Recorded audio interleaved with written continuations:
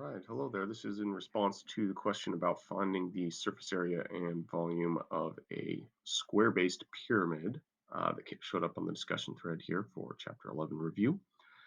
So the first thing that I wanted to just highlight is there's a couple of formulas that we're going to be using here. These were provided in the textbook and also the chapter summary at the end of Chapter 11. So you can find them here for a number of different solid objects. I just cut out the one for the pyramid and the square-based pyramid specifically. So the sum of for any surface area for any solid object, that's always going to be the sum of the surface areas of all of the different faces that are on the object. So if you don't have a formula that you could use, you could always just work out all of the individual faces, what those areas are, and then just add them all together. This formula has done that for you, so we don't have to go through all of that work. That's just going to be x squared plus 2xl, where x is one of the dimensions of the base of the pyramid, and L is the slant height. And that's going to be this length L that I have here in red, marked in red from the apex of the pyramid along one of the faces directly to the midpoint of one of the edges. So that's called the slant height. And that's the other value that we're going to need here. So that's for the surface area. And then for the volume, it's just 1/3 of the base area, which again is just a square, times the height. And that height right there, that is the vertical height we're used to thinking about, not the slant height. So the height in this equation here is not the same as the slant height from the surface area formula that we're going to be using. Okay, so let's just kind of work through an example here. If this is my square-based pyramid, this is what I'm giving you. The width and the length of the base of the pyramid, I'm just going to say those are 10. That's your x. And then the height of the pyramid will be 20.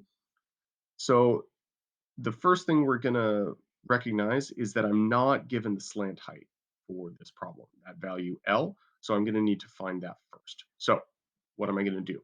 Well, what I want to recognize is that I can think about the L, that slant height, as the hypotenuse of a right triangle. If I just drop an altitude from the apex to the center of the base here, that leg from the apex to the base, that's just going to be the height. So that's going to be 20. And then the other leg of that triangle, again with L as the hypotenuse, is just going to be going from the center of the base to the directly to the edge. So that's just going to be half of one of the edge lengths. So since my edge length is 10, that's just going to be half of that, which is 5. So I'm just creating a right triangle here, kind of within this solid pyramid to figure this out.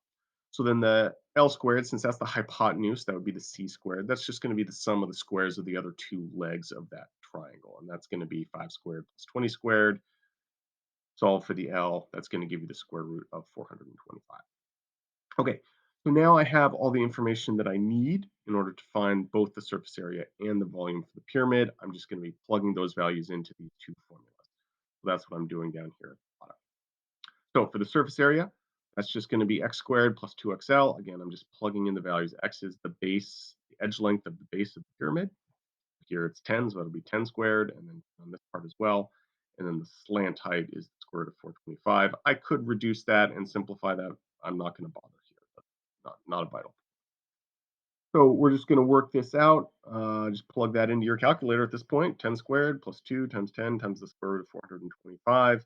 Three significant figures. That'd be about 512 square centimeters for the surface area.